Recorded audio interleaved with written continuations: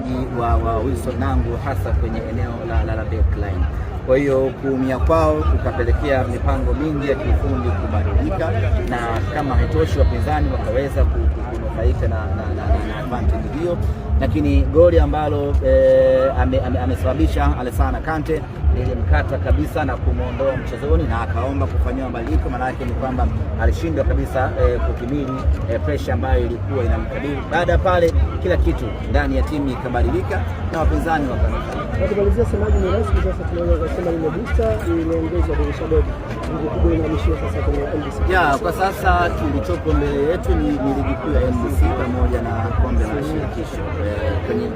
Kwenye michuano ya kimataifa sidhani kama tuna nafasi tena. Ukiangalia mpinzani wetu anayeongoza kundi na alama 8, ambapo tayari huyo sisi kwetu amesha qualify, kwa sababu sisi hatuwezi kufikisha alama 8.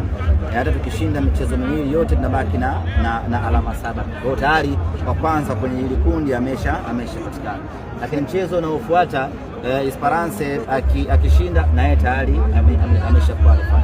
Kwa hiyo kwa lugha nyepesi tu ambayo unaweza usipende ni kwamba sisi msimu wetu kwenye michuano ya kimataifa rasmi umetamatika hapa, na kinachobaki ni kupambana. Aidha tusimalize kinyonge, tusimalize kidhalili, tupate walau pointi kadhaa katika michezo miwili ambayo imebaki, lakini nguvu kubwa kabisa tuielekeze kwenye ligi kuu ya NBC. Na rai yangu kwa mashabiki wa Simba, huu sio muda wa kwanza kutukanana, sio muda wa kwanza kufarakana wala kufurugana.